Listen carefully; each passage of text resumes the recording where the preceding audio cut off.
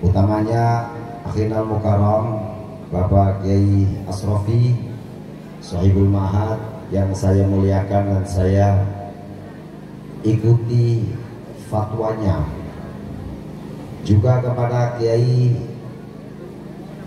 yang hadir pada kesempatan malam ini, semuanya yang saya muliakan, dari pejabat pemerintah yang hadir juga yang saya hormati, segenap hadirin wal hadirah rahimakumullah, utamanya para santri juga, santriwan santriwati semuanya yang saya hormati. Puji syukur kesempatan malam ini alhamdulillah saya bisa bersilaturahim di hadapan hadirin semua. Mudah-mudahan silaturahim ini menjadi amal baik buat kita semua, amin ya rabbal alamin. Segenap hadirin yang saya muliakan, pada kesempatan malam ini kita melaksanakan bersama-sama. Tadi baru saja kita mengikuti pembacaan sholawat dari Akhinal Mukarram Bapak Kiai Haji Agus Sahnun Thoifur. Mudah-mudahan setelah dibacakan sholawat itu juga pada kesempatan malam ini ada athar buat kita semua, ada pengaruh positif buat kita semua, sehingga kita semua ini dijadikan oleh Allah Subhanahu wa Ta'ala sebagai hambanya yang nantinya akan dimudahkan jalan menuju surga Allah Subhanahu wa Ta'ala. Amin Allahumma amin. Pada bulan ini kita masih berada pada bulan Rajab, di mana bulan ini merupakan bulan agung, salah satu daripada Syahrul Hurum. Juga pada saat waktu itu junjungan kita Nabi besar Muhammad SAW telah melaksanakan Isra dan Mi'rajnya. Saya tidak akan menjelaskan atau menerangkan tentang Isra Mi'raj tersebut, tapi sedikit. Ada kisah di balik Isra Mi'rajnya junjungan kita Nabi besar Muhammad SAW. Yang pertama dari 13 kisah utama, salah satunya Rasulullah diperlihatkan bahwa ada daging-daging yang segar tapi dibiarkan. Sementara itu di sana banyak kerumunan orang dengan piring-piringnya itu berisi daging-daging yang sudah busuk. Orang meninggalkan daging yang segar, tapi mereka berebut daging-daging yang busuk. Lalu Rasulullah bertanya kepada Jibril, "Ya Jibril, ini apa?"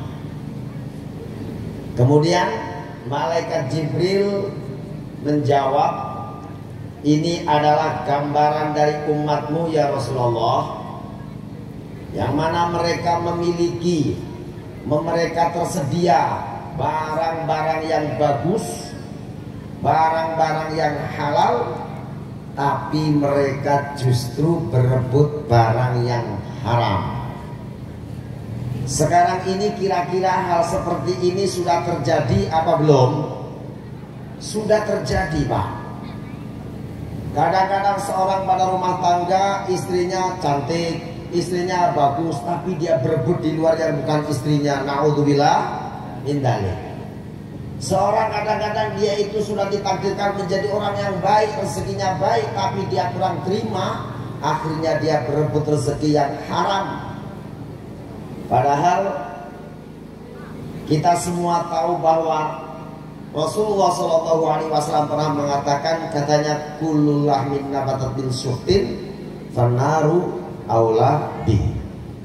Setiap daging yang tumbuh daripada perkara yang haram, maka sesungguhnya neraka itu lebih utama baginya. Jadi surga tidak pernah akan menerima orang yang pada dirinya masih terdapat tumbuhnya daging yang haram.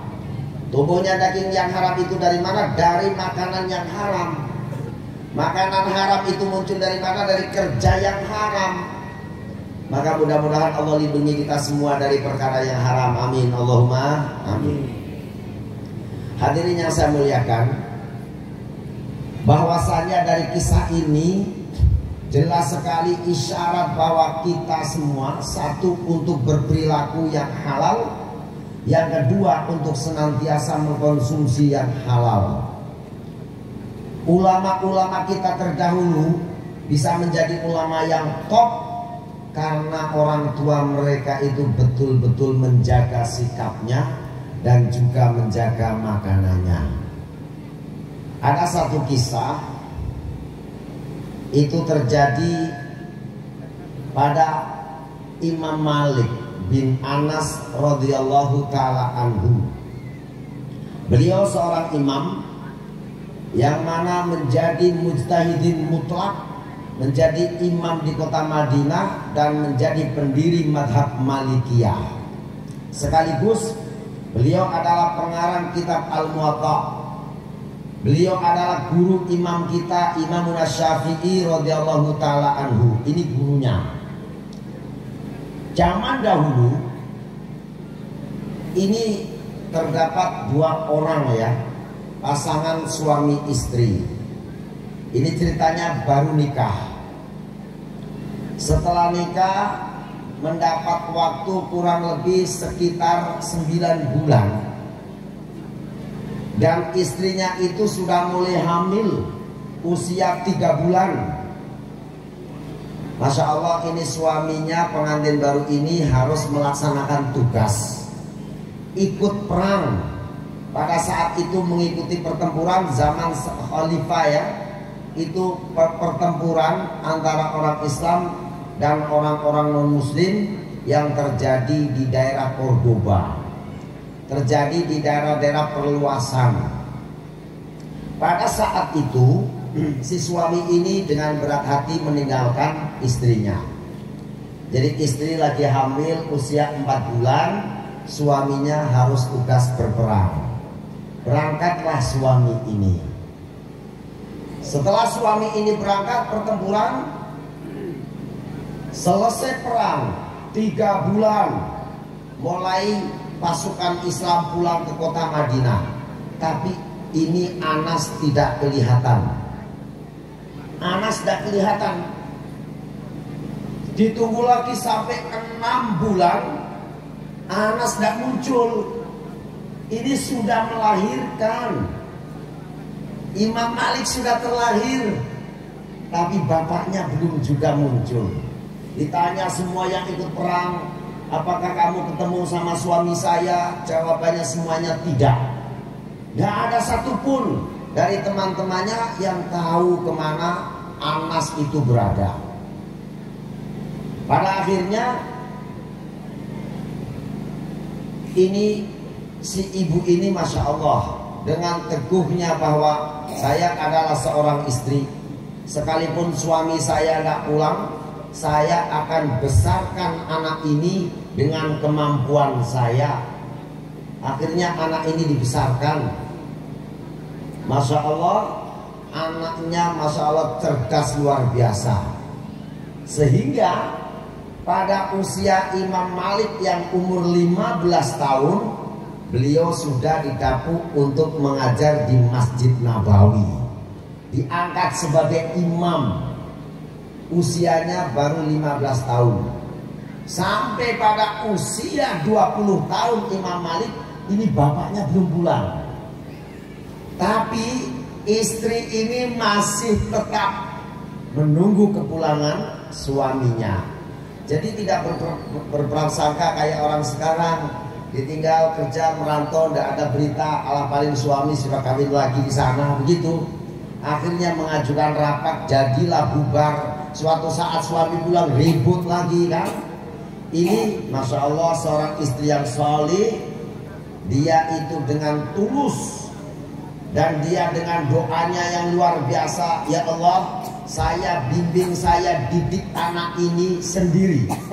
Karena bapaknya ini tidak bisa untuk mendidik, dikarenakan mengikuti jalan engkau, dikarenakan berjihad di jalanmu, maka saya pasrahkan seutuhnya nasib anak ini kepadamu. Hingga pada suatu waktu Imam Malik menjadi satu-satunya imam yang terbesar di Masjid Nabawi. Mengajar luar biasa.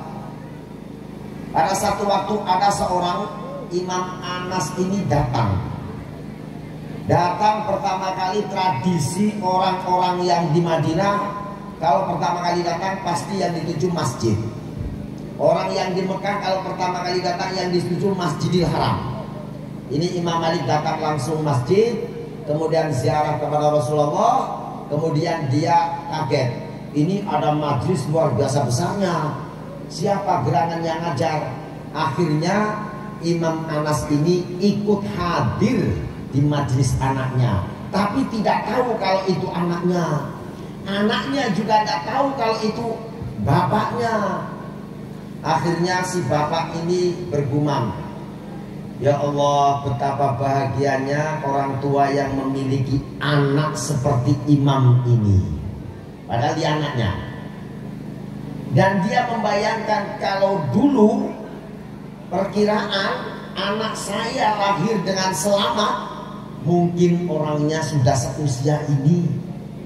Hingga akhirnya dia selesai belajar, selesai ngaji di situ, orang semuanya bubar. Tinggal imam ini Anas ini mau pura-pura tanya. Kira-kira saya mau punya pura-pura tanya apa ya pada imam ini, biar saya kenal. Akhirnya datang. Setelah datang, dia teringat, dulu waktu istri saya hamil, saya lupa tidak pesan nanti kalau lagi dikasih nama siapa. Jadi siapapun namanya pasti tidak kenal kan. Akhirnya datang, ya imam, kalau ada masalah seperti ini, itu solusinya bagaimana? Oh, itu solusinya luar biasa. Akhirnya setelah imam ini selesai bangun, tanya, bapak ini sudah pada bubar semua, bapak sendiri di sini. Bapak tidak pulang. Dia bilang, saya mau pulang, saya tidak punya rumah.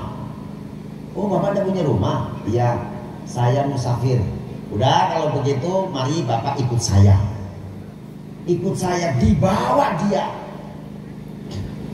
Begitu dibawa kaget, ini kan rumah saya dulu.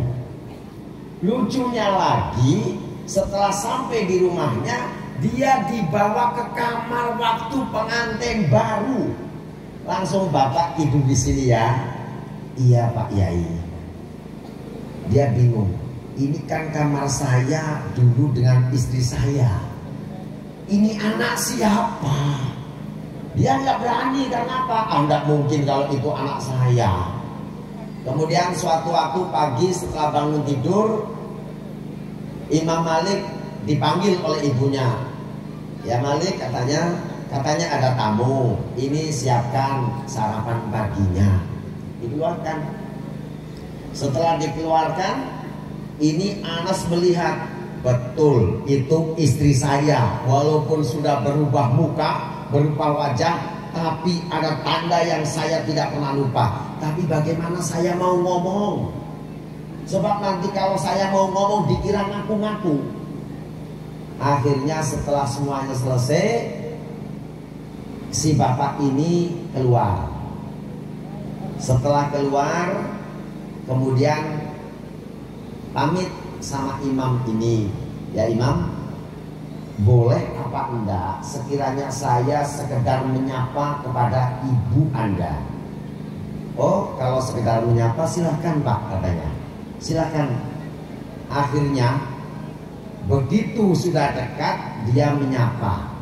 Dan yang digunakan itu adalah bahasa sapaan tatkala terakhir kali dia tinggalkan istrinya.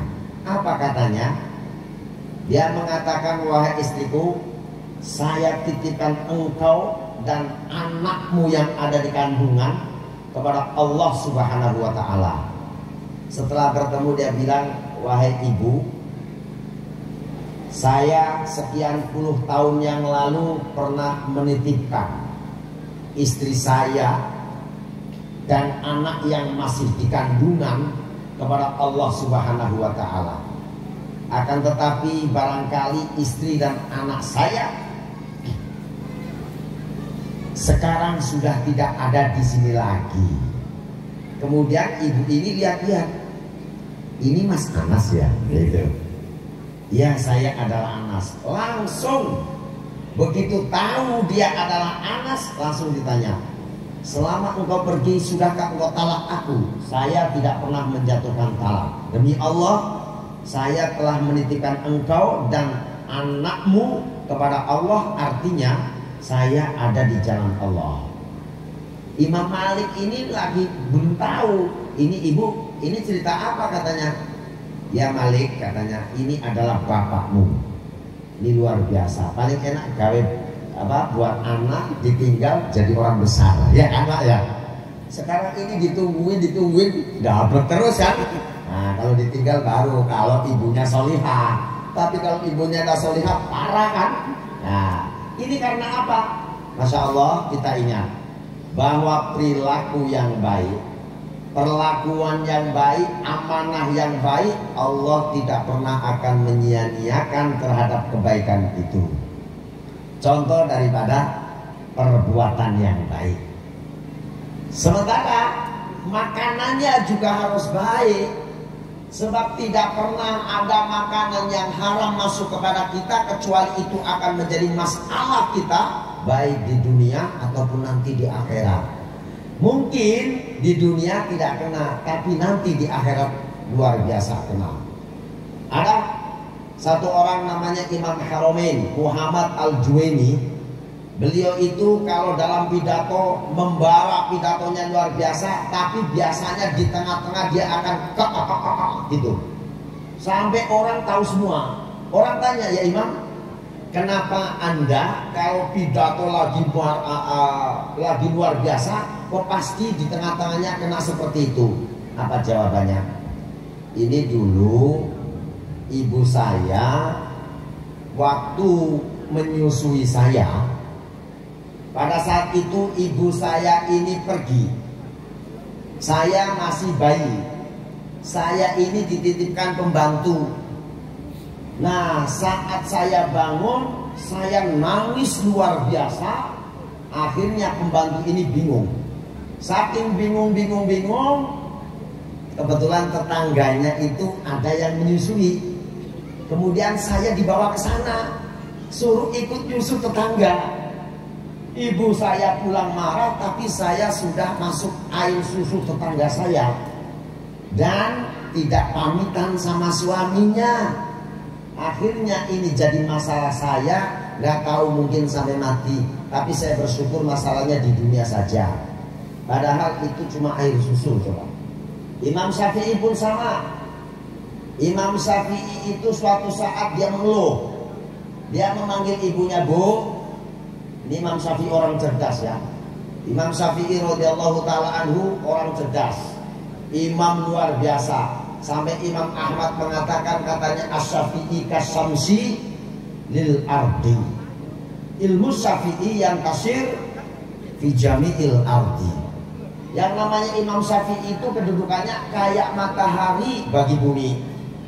Ilmunya Imam Syafi'i akan menyeluruh di seluruh muka bumi. Sehingga Imam Syafi'i pada waktu 15 tahun sudah diangkat menjadi mujtahidin mutlak di Mekah. Pada saat Imam Syafi'i ini mau belajar ke Imam Malik yang kita ceritakan tadi di Madinah, beliau berangkat, tanya pada gurunya, kalau Imam Malik itu yang dipakai itu kitab apa? Dikatakan kitab Al-Muwatta. Ada enggak naskahnya Al-Muwatta? Oh ya, ada ini. Beliau selama perjalanan dari Mekah sampai Madinah menghafalkan kitab Muwatta selesai. Coba, cerdasnya luar biasa. Kita baca saja kadang-kadang nggak selesai, Pak. Ini menghafal selesai. Mudah-mudahan kita punya anak-anak yang cerdas, amin. Bisa hafal Al-Quran, amin. Bisa hafal kitab hadis, amin. Luar biasa, motivasi besar buat kita semua. Nah, kalau Imam Syafi'i ini menghafal kitab, ini contohnya ini ya. Lembar ini dihafal, lembar ini harus ditutup. Kenapa harus ditutup? Karena ini mengganggu. Sebab kalau apa yang dilirik oleh Imam Syafi'i masuk otak, Makanya kalau menghafal lembar ini, yang lembar sebelahnya harus ditutup. Sebab kalau tidak ditutup ikut kehafal. Kayak otaknya siapa ini kan? Itu suatu saat dia mengeluh kepada ibunya, Bu, kenapa sih ya otak saya itu kalau untuk menghafal kok ada gangguan? Padahal cerdasnya sudah luar biasa. Ada gangguan apa, Nak? Saya itu kalau menghafal kadang-kadang ada rasa pening di kepala saya. Kalau ibu sekarang kan bilangnya, ya udah biasa, orang ngapalin juga pening kan gitu ya. Ini ndak, ibunya mengaku, Nah, mohon maaf ibumu ya. Dulu waktu ibumu hamil kamu, ibu ini jalan bepergian. Pada waktu mau pulang hampir tidak sampai rumah karena gemetaran luar biasa. Ibu sadar kalau ibu ini sudah lama tidak makan. Akhirnya ada tepung di tepi jalan lagi dijemur. Untuk menguatkan ibu sampai di rumah, saya ambil sedikit, saya makan sedikit itu tepung. Dan itulah sebabnya kenapa kamu kalau hafal ada peningnya. Imam Syafi'i nangis luar biasa. Karena apa? Bu, kira-kira yang punya tepung itu sekarang di mana? Gak tahu lagi. Coba. Makanya Masya Allah, pada saat Rasulullah SAW Isra Mi'raj, beliau diperlihatkan ada seorang yang perutnya itu gede sekali. Jadi sampai dia tersiksa karena perutnya, mau jalan tidak bisa. Begitu bangun jatuh, tanya pada Jibril, ya Jibril, itu siapa? Katanya, itu adalah bagian dari umatmu, yang mana mereka itu adalah orang yang makan riba, orang yang makan haram. Nanti di akhirat dia akan disiksa dengan ribanya, dengan haramnya. Maka dari itu kunci sukses untuk mendapatkan kebahagiaan dunia dan akhirat adalah bebaskan kita dari sikap yang haram, bebaskan kita dari makanan yang haram.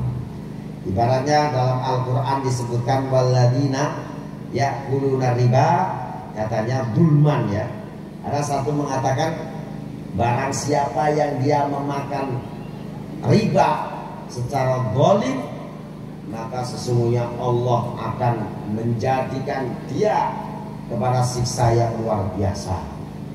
Saya berpesan kepada diri saya sendiri, kunci keberhasilan kita di akhirat adalah kehalalan. Yang pertama, halal makannya. Sebab ternyata pada ilmu fikih itu dibahas, ilmu fikih, tapi fikih yang masuk tasawuf. Orang kenapa ya sholatnya itu syaratnya sudah dipenuhi, rukunnya sudah dipenuhi, khusyuknya sudah dipenuhi, tapi kadang-kadang otak dan pikirannya masih kemana-mana. Jawabannya satu, itu masih ada perbuatan yang tidak berguna pada dirinya dan masih ada makanan haram pada dirinya. Maka tidak pernah ada perkara-perkara yang haram yang masuk pada kita, baik dalam makanan kita, ibadah kita, amal kita, kecuali itu adalah hal yang membatalkannya. Rasulullah SAW bersabda, Innallaha thayyibun la yaqbalu illa thayyiba. Sesungguhnya Allah adalah zat yang maha baik, tidak pernah akan menerima kecuali kepada sesuatu yang baik. Pertama kali di dunia ini orang diuji untuk bersedekah, orang diuji untuk berkorban adalah Habil dan Qabil. Habil dan Qabil, anak Adam. Yang satu bersedekah dengan luar biasa, pakai kambing. Yang satu bersedekah dengan hasil pertaniannya. Bedanya, yang bersedekah dengan hasil pertaniannya, dia memilih yang terbaik. Yang bersedekah dengan kambing, dia memilih kambing yang terjelek. Sehingga Habil diterima, Qabil ditolak. Dari situlah permulaan adanya sejarah orang sedekah yang baik dan yang jelek, orang menjadi pembunuh yang dan dibunuh, orang menjadi ahli surga dan orang menjadi ahli neraka. Makanya kadang-kadang Masya Allah, orang itu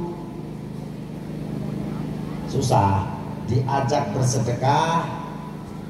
Kalau banyak sayang, kalau sedikit malas, malu. Dan nanti kalau semuanya begitu, terus nanti isinya sedekah kemana? Contohnya itu kotak di masjid ya. Kalau orang sini ngisi kotak masjid berapa rata-rata Pak? Berapa kira-kira? 5.000. Wah 5.000 udah bagus itu. 5.000 ya? Masya Allah 5.000 udah bagus. Walaupun penghasilannya 1 bulan 6 juta ya tetap 5.000 kan? Masya Allah. Lucu. Sehingga kalau umpamanya itu biasanya 5.000 nih, kalau berangkat Jumatan itu di sakunya ada uang 100.000, ada 5.000, ada 20.000. Kira-kira yang masuk yang mana? Kecelakaan tuh kalau yang masuk 100.000 itu. Padahal itu luar biasa kan? Nah, dari situlah maka Masya Allah, Allah Subhanahu wa Ta'ala itu kadang-kadang juga nggak tahulah Allah itu menganggap apa sama kita. Karena semua hadir ini pasti kalau ditanya, kira-kira kita itu mau mendapatkan pembalasan yang terbaik atau yang jelek atau yang biasa? Jawabannya pasti yang terbaik. Mendapatkan surga yang bagus apa yang jelek? Udah ada surga jelek ya, kalau ada perbandingannya yang kelas tinggi apa yang rendahan? Mesti kelas tinggi. Tapi perbuatan kita berlawanan. Kalau kita panen, kalau di kampung saya itu kalau panen itu biasanya ada durian. Daerah Purworejo itu ada durian. Orang-orang yang panen durian itu biasanya kalau musim mahal itu luar biasa Masya Allah. Yang bagus-bagus dipisah, yang jelek-jelek dipisah sendiri. Yang bagus dijual mahal, pasti dijual. Kenapa dipisah? Ini yang kelas sekian, yang satunya 100.000, yang satunya 200.000. Nah yang ini kalau masih laku dijual Pak. Ini yang 20.000-an masih laku dijual. Tapi kalau yang pojok sana, oh kalau itu dijual kayaknya nggak laku. Terus kemana? Itu buat sedekah, buat cari surga. Jadi surga itu mencarinya dengan yang duren-duren jelek itu. Tapi mintanya nanti surganya yang bagus. Ini kan orang gila seperti itu kan. Kalau ibu-ibu contohnya ya, kita punya anak, dia kalau memberikan kepada kita yang terjelek, tapi kalau menuntut yang terbagus, kita marah. Untuk Allah Subhanahu wa Ta'ala, biar ada jelek-jelek, yang penting dia mau kerjakan daripada sama sekali, iya kan? Udah ada apa-apa 5.000, yang penting istiqomah. Insya Allah itu 5.000 kalau temannya banyak kan jadi banyak kan gitu ya. Juga tidak pernah ada rasa saya, Masya Allah, kenapa ya? Saya ini kok bersedekah cuma segitu. Padahal kalau memang kita mencintai harta kita ya Pak, mencintai harta kita, maka harta kita yang sesungguhnya adalah yang telah kita infakkan kepada jalan kebaikan. Sementara yang kita sisakan itu adalah harta yang masih diragukan. Apakah itu jatah kita? Apakah itu milik orang lain? Atau itu jalan menuju neraka kita? Kita masih belum tahu. Tapi yang pasti menjadi milik kita adalah yang sudah kita zakatkan, kita berikan, ini milik kita. Ya. Jadi jangan dipromosikan macam-macam. Kalau mau ngajak orang bersedekah, itu milik kita ya Bu, yang akan kita ambil di mana? Di sorga. Jangan macam lotre. Tahu lotre? Bersedekah yang banyak biar nanti balikannya banyak. Loh memangnya ini lotre. Makanya ini akhirnya banyak orang nggak percaya gara-gara kurang ajar. Contohnya nyuruh-nyuruh anak, ayo pengen kaya dah. Kalau kepengen kaya, sholatnya yang rajin, sholat duhanya yang rajin, baca waqiah yang rajin. Dia kerjakan sampai bertahun-tahun melarat terus gak kaya-kaya. Marah dia. Apaan katanya? Saya sholat sudah bagus, dia yang nggak sholat tambah kaya. Saya yang sholat. Inilah ibadah kalau dilotrekan. Sama, sedekah-sedekah. Kalian sedekah 100 nanti jadinya 1 juta. Dia sedekah banyak-banyak. Ditunggu-tunggu udah keluar-keluar. Ngamuk dia. Inilah mental lotre semua. Kita tidak usah begitu. Ada satu kisah, Masya Allah. Dulu di Madura ada seorang ulama besar, namanya Mbah Kholil, dari Bangkalan ya. Mbah Kholil Bangkalan itu adalah guru dari Kiai Haji Hasyim Asy'ari, pendiri Nahdlatul Ulama. Satu waktu beliau sholat subuh bersama santrinya. Ada satu santri yang sholatnya terlambat. Sholatnya terlambat, masbuk. Setelah selesai sholat, ini Mbah Kholil melihat yang masbuk itu, dilihat ternyata sarungnya bolong. Dia dalam hati, ya Allah, itu orang santri sholat sarungnya bolong gak sah. Setelah dia salam dipanggil, kemari katanya. Kamu tadi sholat sarungnya bolong, oratnya kelihatan, jadi sholat kamu gak sah. Kamu ulangi sholatnya ya. Ini saya kasih sarung satu. Dikasih sarung bekas, artinya bukan baru. Akhirnya santri ini dikasih sarung, dia senang, dipakai, dia ngulang sholatnya. Begitu siang hari, Mbah Kholil biasa keluar dari masjid itu biasanya kalau sudah jam 9, jam 10. Jadi dari subuh terus dia sholat isyraq, terus melakukan mengajar dan sebagainya. Jam 10 itu mau keluar, datang tamu. Tamu ditanya, Assalamualaikum. Waalaikumsalam. Siapa nih? Saya Syafi'i dari Jambi gitu ya. Wah, luar biasa ini. Jadi Syafi'i kan, ini orang tamu dari Semarang datang bawa hadiah. Ternyata hadiahnya apa? Ditanya, ini apa katanya? Ini hadiah dari Habib Fulan dari Semarang untuk Mbah Kholil. Isinya apa katanya? Isinya sarung, Mbah. Sarung satu kodi jumlahnya 20. Ini baru semua, mahal semua. Kalau kita pagi tadi kita sedekah sarung bekas satu, sekarang terima 20, luar biasa senangnya. Mbah Kholil nangis. Ya Allah. Langsung dia bilang, dia masuk ke kamar, langsung dia mujahadah. Ya Allah Gusti, saya tadi pagi bersedekah sarung, itu ikhlas.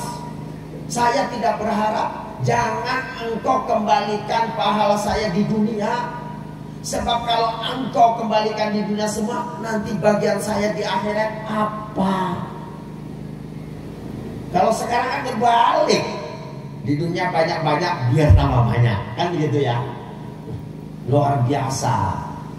Memang saya katakan tidak salah janjinya Allah yang mengatakan orang kalau bersedekah bakal dilipat gandakan pahalanya. Tidak salah. Itu betul. Akan tetapi jangan menjadi motivasi utama. Jangan menjadi niatan yang utama. Karena kalau niatannya seperti itu, kemudian apa tidak tertarik dengan pahala yang lebih besar di akhirat? Apa dia sudah tidak butuh lagi pahala di akhirat? Yang kita butuhkan itu pahala di akhirat. Kalau di dunia ini sudahlah, dunia ini jalan-jalan saja, nanti kita mati. Betul dah? Sudah. Mau kita di dunia ini sudah habis-habisan kok. Coba Allah mengatakan, katanya wa in ta'uddu nikmatallah la tuhsuha. Seandainya kalian bakal hitung nikmat Allah, kalian tidak pernah akan mampu. Kalau orang ditanya apakah pernah kalian minta supaya kalian terlahir ke dunia? Tidak. Pernah minta supaya punya kepala? Enggak. Minta tangan, minta kaki, minta mata? Enggak pernah minta. Tapi Allah kasih semua. Kalau jangan tanya harganya. Harganya luar biasa. Itu kita semua dikasih. Bahkan saya mohon maaf, rezeki pun kita jaranglah yang berminta rezeki. Paling-paling juga doa-doa yang biasa-biasa aja. Tapi kita diberi istimewa luar biasa. Makan kelihatannya tidak pernah telat. Setiap hari kita makan, ya kan? Padahal kita tidak pernah berdoa, ya Allah, jangan sampai engkau tidak kasih makan saya satu hari. semoga engkau selalu beri saya makan sehingga saya bisa makan setiap hari. Tidak pernah doa begitu. Tapi kita bisa dikasih makan oleh Allah tiap hari. Alhamdulillah. Kita sudah kurang apa? Maka yang ada ini manfaatkan, gunakan untuk beribadah kepada Allah, supaya kenikmatan itu bersambung menjadi kenikmatan yang abadi di sisi Allah, yaitu kenikmatan akhirat. Kita perlu banyak. Sebab apa? Kita ini hidup ya. Kenapa kita takut mati? Orang takut mati itu katanya ada dua masalah. Masalah yang pertama, takut mati karena takut kurang bekal. Iya kan? Takut kalau masuk neraka. Artinya takut karena kita belum banyak bekalnya. Yang kedua, karena kita masih sayang sama dunia. Apalagi kalau orangnya kaya, istrinya cantik, jabatannya tinggi, mati. Waduh, ini nanti harta saya buat siapa? Istri saya yang cantik nanti diambil siapa? Kalau istri saya diambil siapa, nanti harta saya diambil dia juga. Kan begitu. Sayang juga kalau tinggal mati. Orang belum pernah mati belum ngalamin. Coba kalau kita bayangkan, kalau kita kehilangan uang 10 juta. Bu, coba bayangkan sekarang ya, bapak-bapak, bayangkan kalau kita punya uang 10 juta hilang. Yang bayangkan yang sudah pernah punya uang 10 juta. Kalau yang belum pernah jangan bayangin ngapain. Bayangin. Kira-kira kalau kehilangan 10 juta gimana, Bu? Hah? Sibuk. Sayang ya. Waduh, 3 hari sakit 10 juta hilang. Padahal kalau mati hilang semua. Coba. Kalau mati hilang semua. Makanya sakit. Oh, sakitnya luar biasa karena kehilangan itu. Nah, untuk itu bagaimana caranya? Pertama, kalau kita itu khawatir karena bekal, yang menjadikan kita takut mati karena kita takut karena bekalnya kurang, hitung aja Bu dari sekarang.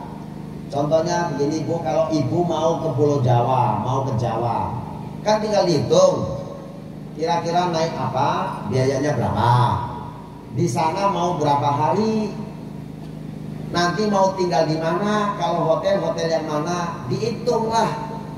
Oh, kira-kira kebutuhan saya 5 juta untuk 3 hari di Jawa. Kebutuhannya berapa? 5 juta. Jadi ibu bawanya berapa? 6 juta lah. Atau kalau perlu 2 kali lipat 10 juta. Insya Allah tenang. Perjalanan nikmat. Karena apa? Bekal cukup.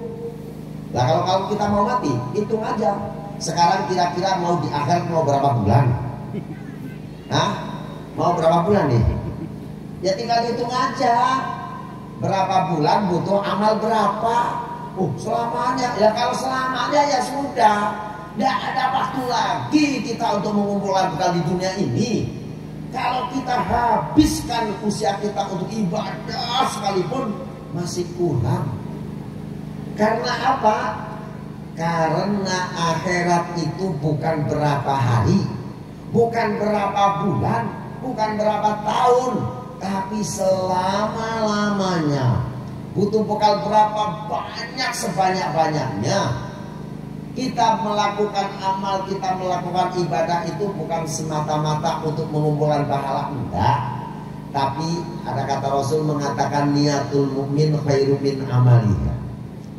Niatnya orang yang beriman, niatul muslim atau mukmin dalam hati itu lebih bagus daripada amalnya. Kalau kita selalu beramal dan tidak pernah berniat untuk tidak beramal, sekalipun umur kita mungkin pendek 70 tahun lah, pendek ya 70 tahun, kita mati. Itu yang dihitung bukan cuma 70 tahun. Sebab ini orang sekalipun dikasih 7.000 tahun ya mau ibadah terus. Maka kalau dikalkulasi, dihitung, tinggal dikalikan sama yang ada. Oh, ini orang 70 tahun itu amalnya sekian. Berarti kalau 7.000 tahun kali sekian, berarti banyak kalinya apa banyak amalnya? Banyak kalinya. Kita beramal semampu kita beramal, karena niatan kita tidak pernah akan berhenti. Selagi kita hayat masih dikandung badan, ibadah kita tidak pernah akan surut, ibadah kita tidak akan berhenti, dan kita akan terus mengabdi kepada Allah Subhanahu wa Ta'ala. Itu maka dikatakan bahwa yang nanti akan membahagiakan kita, menjadikan kita ahli surga adalah rahmatnya Allah. Rahmatnya Allah itu turunnya bukan di diskotek, bukan di tempat sabung ayam, bukan di tempat perjudian, tapi di tempat-tempat pengajian seperti ini. Amin Allahumma amin. Mudah-mudahan dengan hadirnya kita, dengan cintanya kita kepada Rasul, hadirnya kita di pengajian, dan senantiasa menyediakannya diri kita ini untuk menghamba kepada Allah, itu adalah modal yang besar untuk bisa kita mendapatkan ridho dan surganya Allah Subhanahu wa Ta'ala. Amin Allahumma amin. Yang terakhir bahwasanya pada diri kita itu nanti katanya al-umur ala hasabi khawati. Perkara itu apa endingnya, perkara itu tergantung akhirnya. Kadang-kadang dia luar biasa sampai tempatnya malah dia, contohnya ada anak sekolah ya, sekolah awal-awal masuk nilainya 999, begitu ujian dia kacau. Akhirnya apa? Endingnya gagal. Hidup pun sama. Hidup ini luar biasa. Lihatannya gini. Kita belum tahu nih akhir daripada hayat kita itu apa. Kita belum tahu. Apakah kita nanti mau husnul khotimah? Kita tidak tahu.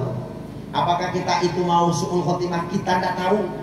Karena itu rahasia, itu teka-teki besar dalam hidup semua orang. Tapi ingat, bahwasanya seseorang itu akan diakhiri dalam hidupnya sesuai dengan kebiasaannya. Kalau orang itu kebiasaannya ngaji, orang itu kebiasaannya sholat, orang itu kebiasaannya ibadah, maka akan menjadi akhir daripada hayat dia adalah itu. Tapi kalau orang itu biasanya dosa, dia biasanya ngerumpi, ngerasani, mencuri, naudzubillah semuanya, maka ada kemungkinan itu. Yang repot lagi, ini kalau ngaji biasa, kalau mencuri juga biasa, sedekah biasa, korupsi biasa. Wah ini nggak tahu nih, bejo-bejonan cara Jawa itu ya. Ya kalau dia memang mendapatkan ampunan dari Allah, mungkin dia nanti bisa husnul khotimah. Tapi kalau tidak, sudah wassalam saja. Kan begitu. Ini kewajiban kita untuk membiasakan kita. Karena permohonan kita katanya menjadi orang yang husnul khotimah indal maut. Tatkala mati kita beri husnul khotimah, maka kewajiban kita itu senantiasa mengistiqomahkan, memudawamahkan, melanggengkan, membiasakan terhadap perbuatan-perbuatan yang baik. Karena disitulah ending pada setiap manusia. Ibaratnya dulu ada saya di Purworejo, ini adik Mbah Kiai Taifur, Mbah Kiai Asmui, itu tabrakan.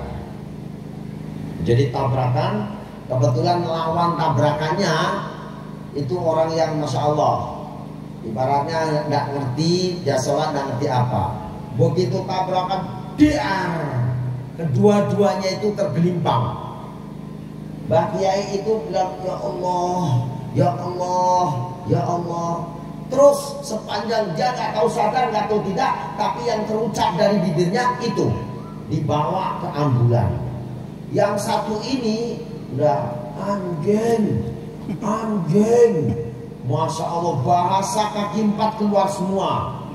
Ini kalau anjing masih halus Pak, ini bahasanya bukan anjing, asu lah, lebih kasar lagi kan, celeng, asu, celeng lah. Karena Pak, biasanya ucapannya itu.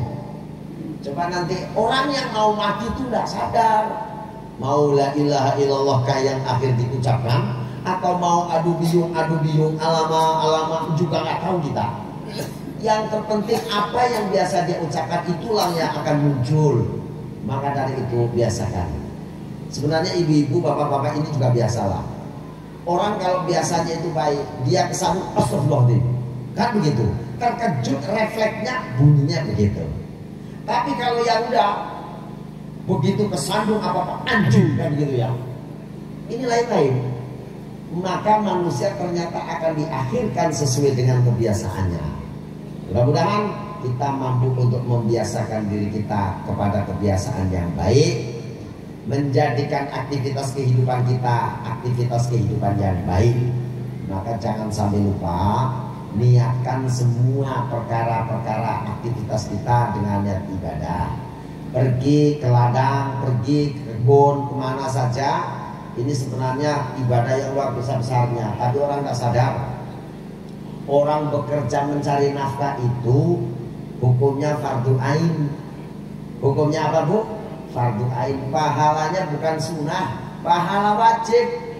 Asal niatnya itu memang untuk mencari ridho Allah, untuk melaksanakan kewajiban, bukan untuk memperkaya diri, bukan untuk gaya-gayaan, bukan untuk yang macam-macam. Orang bekerja di rumah, ibu-ibu bekerja di rumah, semuanya diniatkan ini adalah kewajiban saya membantu suami, kewajiban saya mengurus anak, kewajiban saya insya-Allah ta'ala, maka tidak pernah akan ada yang sia-sia dari apa yang kita kerjakan. Itulah manhajnya junjungan kita Nabi Muhammad Sallallahu Alaihi Wasallam yang senantiasa memberikan wasiat, para wasiatul Mustafa ya, disebutkan innamal a'malu binniyah. Sesungguhnya segala perbuatan kita bergantung kepada niatnya. Karena kalau kita kok ibadahnya cuma pada saat kita sholat saja, waktunya bisa dihitung. Ngaji bisa dihitung. Coba sehari semalam kita sholat berapa jam?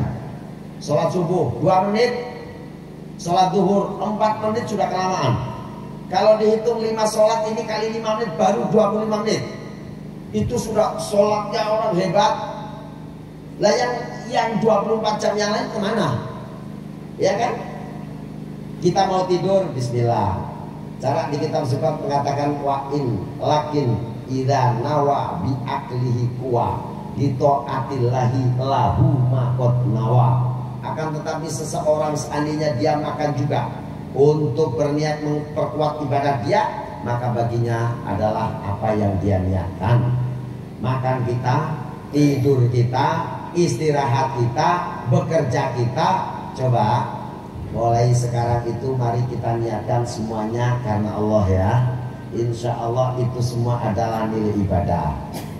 Loh, tidur kita ini banyak Pak, tidur kita banyak. Tapi kalau tidur kita untuk merehatkan badan kita, karena besok kita harus bekerja mencari nafkah, bekerja melaksanakan kewajiban, harus sholat, harus ini, kita bekerja selama tidur kita ditulis oleh malaikat sebagai kebaikan, dijaga oleh malaikat karena kita orang yang beribadah.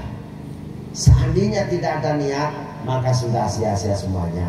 Apa bedanya orang yang muslim dengan yang tidak muslim? Apa bedanya orang yang melaksanakan demi kebaikan dengan yang tidak demi kebaikan? Berada pada niatnya, ya kan? Berada pada niatnya.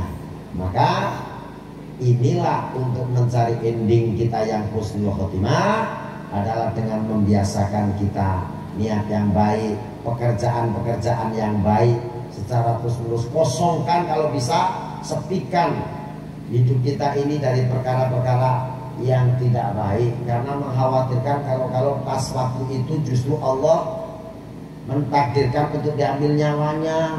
Karena orang mati itu kan tidak pernah ada yang tidak layak, pantas semua. Masih bayi mati pantas, sudah gede mati pantas, belum tua mati pantas, apalagi yang sudah tua, kan pantas semua. Maka bismillah ya, kita siap-siap saja lah semuanya untuk mati. Persiapan dari sekarang untuk apa? Mati. Siap enggak? Siap. Oh siap ya? Siap enggak? Siap, mati-mati aja.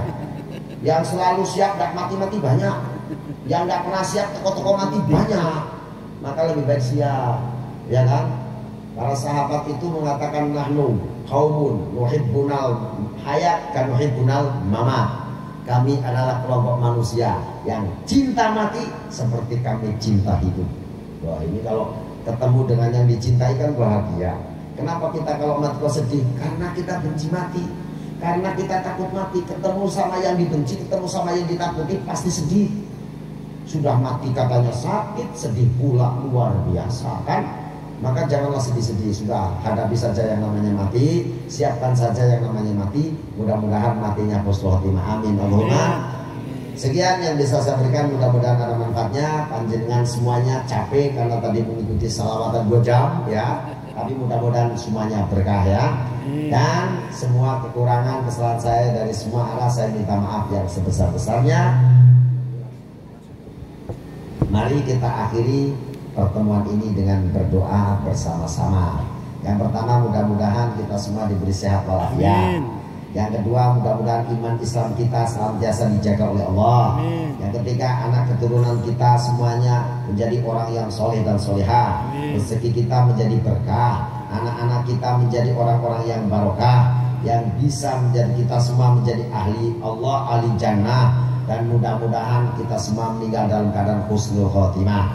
Ala hadiniya wa ala kullinya salihah syamilah kamilah. Adkhalna niyatana fi niyati aslafina sholihin. Wa ila hadratin Nabi Muhammadin sallallahu alaihi wasallam bisirril Fatihah.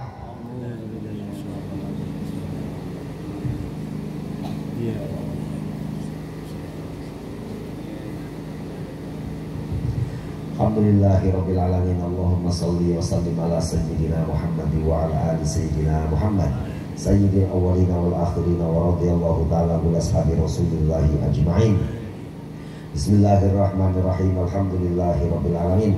Hamdan yuafi ni'amahu wa yukafi'u mazida. Ya Rabbana lakal hamdu kama yanbaghi li jalali wajhika wa karimati sultanik. Allahumma inna nas'aluka minal khairi kullihi ajilihi wa ajilihi ma 'alimtu minhu wa ma lam a'lam.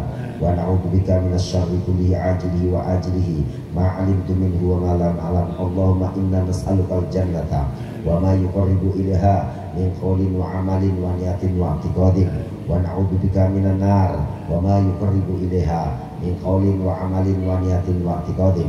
Allahumma inna nas'aluka min khairi ma sa'alaka minhu 'abduka wa nabiyyuka wa rasuluka Muhammadin sallallahu alaihi wasallam. Wa na'udzubika mimma sta'adzaka minhu 'abduka wa nabiyyuka wa rasuluka Muhammadin sallallahu alaihi wasallam. Nas'aluka husnal khotimah wa na'udzubika min su'il khotimah. Nas'aluka ridhaka wal jannah wa na'udzubika min sakhatika wan nar. Allahumma inna nas'aluka al-'afwa wal 'afiyah wal muwafaqat daimah fid dunya wal akhirah, fid dunya wal akhirah. Allahumma inna nas'aluka al-'afwa wal 'afiyah wal muwafaqat daimah fid dunya wal akhirah. Allahumma barik lana fi Rajaba wa Sya'bana wa ballighna Ramadana wa a'inna 'ala siyam wal qiyam wal qira'ah wa sadaqah wa jami'an wa ta'ati wal ibadah ma tayassar fi jamil umur fi khairin wa lutfin wa afiyah wa yarzuqna al-qabul wa yarzuqna ridha wal inayah. Rabbana atina fid dunya hasanah wa fil akhirati hasanah wa qina adzabannar. Wassallallahu ala sayyidina Muhammadin wa ala alihi wa sahbihi wa barik wa sallim. Subhana rabbika rabbil izzati amma yasifun. Wassalamun alal mursalin walhamdulillahi rabbil alamin. Al-qabul Fatihah.